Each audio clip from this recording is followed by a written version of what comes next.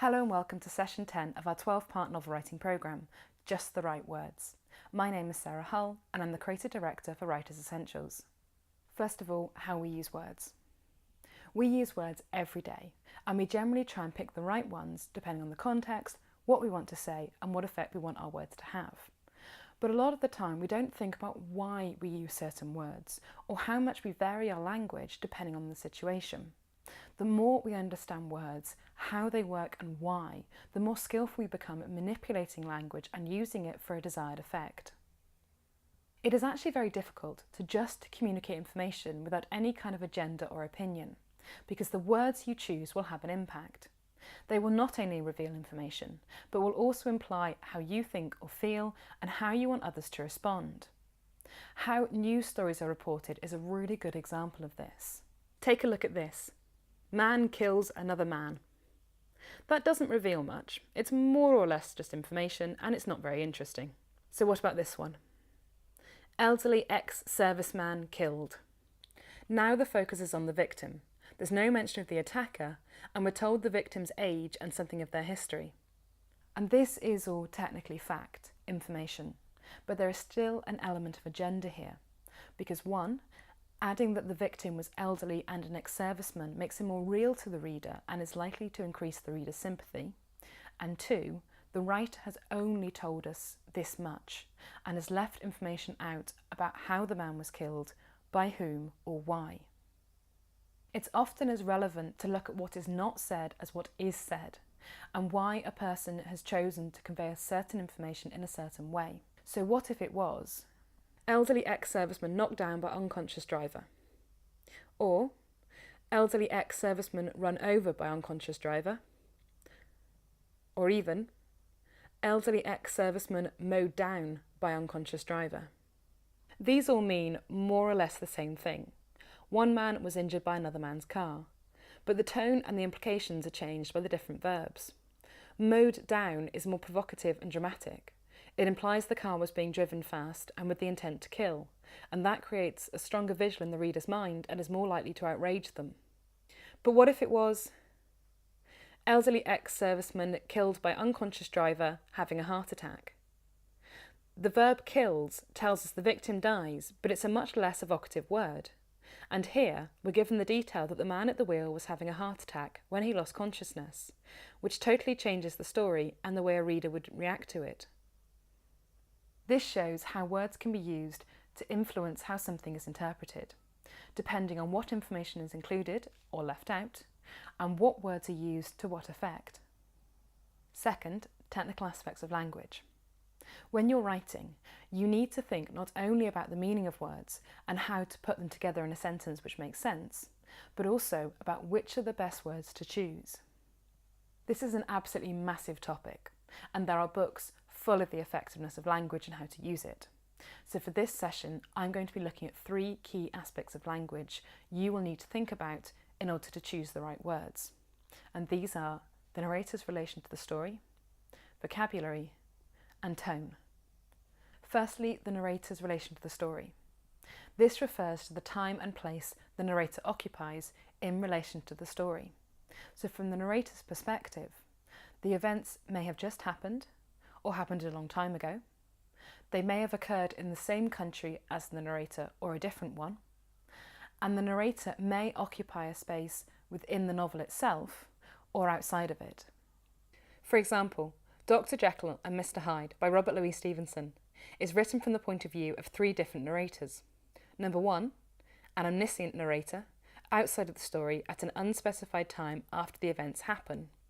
It chanced on one of these rambles that their way led them down a by-street in a busy quarter of London.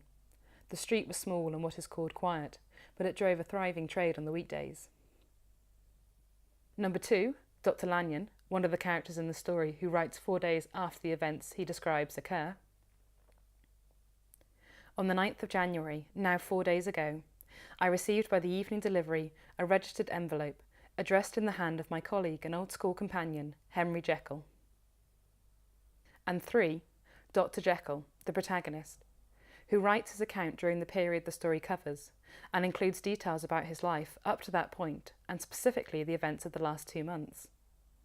Some 2 months before the murder of Sir Danvers, I had been out for one of my adventures, had returned at a late hour, and woke the next day in bed with somewhat odd sensations.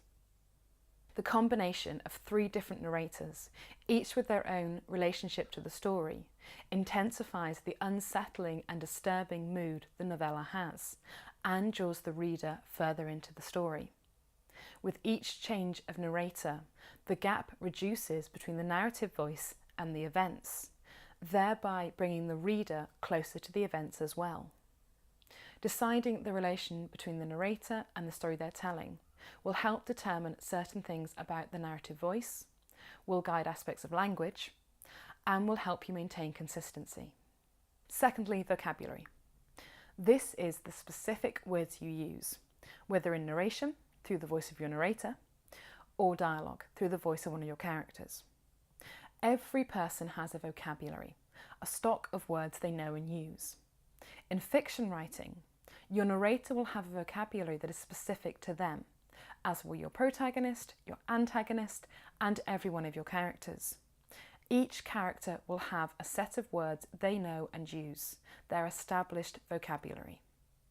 Each character will have a shared vocabulary with others of the same age, background, and geographic area, as well as a vocabulary specific to them, based on details such as their level of education, their profession, and their interests, among other things. The specific words each character uses will then reveal all these things to the reader.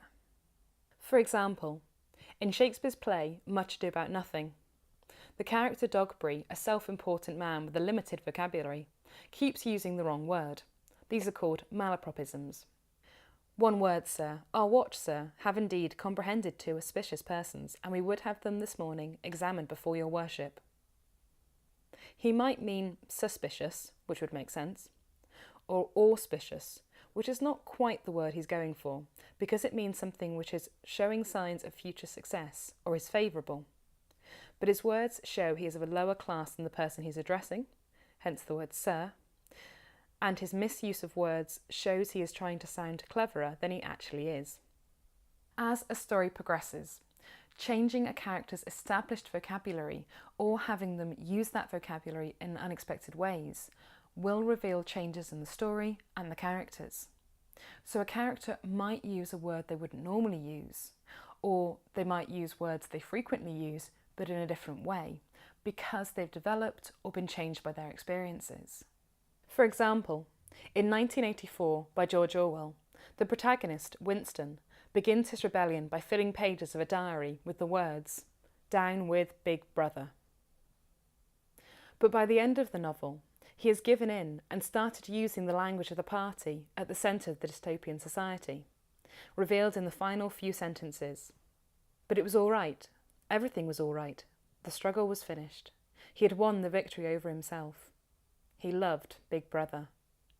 In this way, having an established vocabulary and examples of deviations from this enables you to reveal more about the characters and the world they inhabit than is directly told to the reader, and the words themselves take on added significance.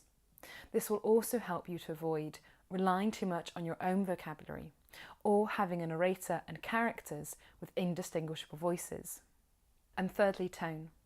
This refers to the emotional atmosphere created by the chosen words and relates to the attitude of the writer and the reaction of the reader. This can be the most subtle and yet the most powerful aspect of language. It can be influenced by how a character says something. For example, he sneered, pleaded, exclaimed, or she said angrily, lazily, sharply. And this conveys the tone of voice a character is using.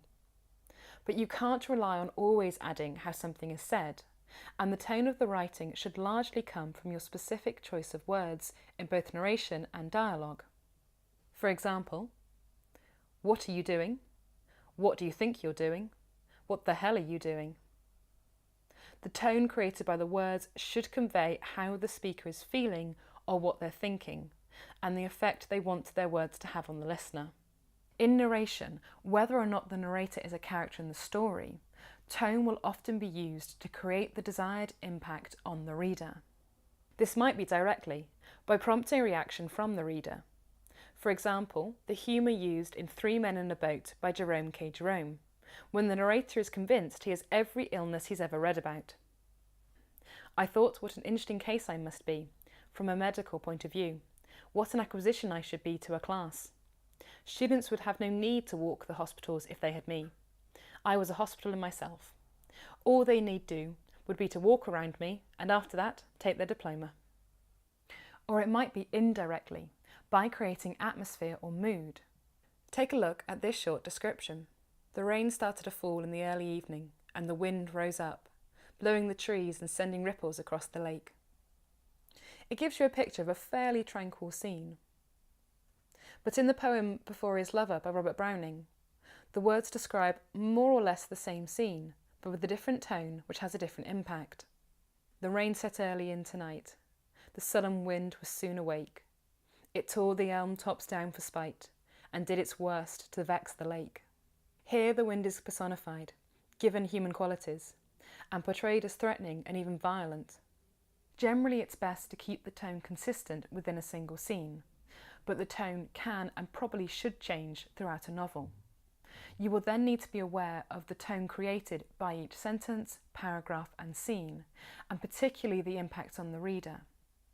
And then you will need to make sure this is consistent with the kind of book you're writing and what it promises the reader. Third and finally, how you apply this to your novel. When you come to write your novel, the words you use will be based on the decisions you've made about the kind of story you're telling. And you will need to think about the following. Number one, what kind of story are you telling? As we've looked at before, you need to know what kind of story you're writing in terms of genre, target reader and similar books. And what are their conventions in terms of language? What words are used to what effect in books that are similar to yours? Some kinds of books have more limitations on language than others. The best example is probably books written for young children, because the language has to be appropriate and accessible. But this is actually true of any book for any market. And it's best to understand how language is used in books that are similar to yours before experimenting. Number two, when and where is your story set? You then need to decide as specifically as possible when and where is your story set, whether that's in the real world, an alternative version of the real world, or a fantasy world, and what is the exact location and date of each event, scene and chapter. And then, based on your research and or the decisions you make, what words would be used and to what effect in that context.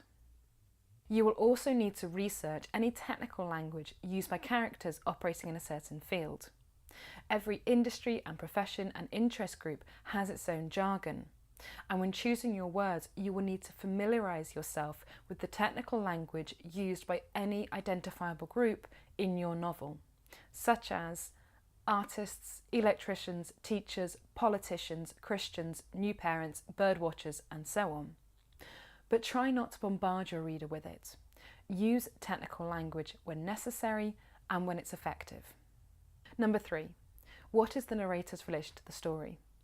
This will largely dictate the general points about how the story is told, in terms of person, tense, and viewpoint, and whether or not you have an omniscient narrator, one who knows everything, or a limited narrator, one who knows only some things.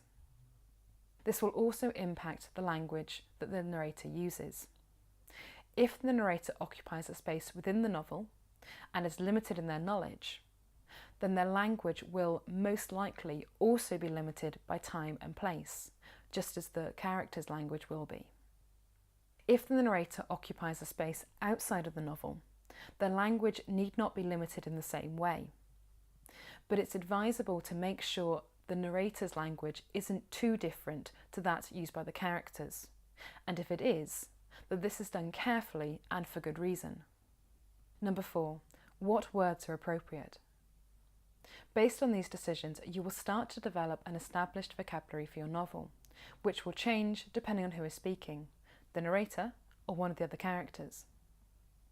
The words used by a character are a great way of revealing not only that character's background, which often dictates what words they know and commonly use, but also their personality and agenda, based on what words they choose to use in any given situation from the stock of words available to them. Number 5, which words will have the right effect? All of these things will, to some degree, limit what words you use. But given there are so many, that's not necessarily a bad thing. So based on all these things, you will then need to choose the best words to deliver the story from your mind to the mind of your reader. And for this, there are 3 basic principles of good, effective writing.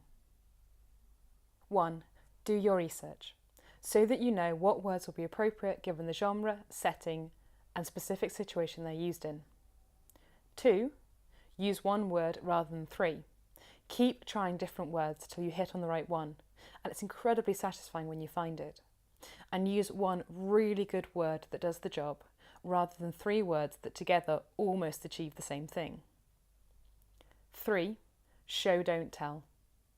As you will most likely have noticed earlier, using language effectively will help you to show and not tell. It will enable you to use words which directly communicate information on one level and which reveal other details about people, places and things on another level, as you build up the picture in the reader's mind. This will help you to really tighten up your language, use it effectively, and make every word count, all of which I will be coming back to next month. In the next session, we'll be looking at how to apply these principles in more detail in order to edit your novel word by word and line by line. The video will be available online in early May, and check out our website www.writersessentials.com for more information about the writing programme, including our next live session taking place in Edinburgh, our other services and resources, and how to donate to the production of these videos.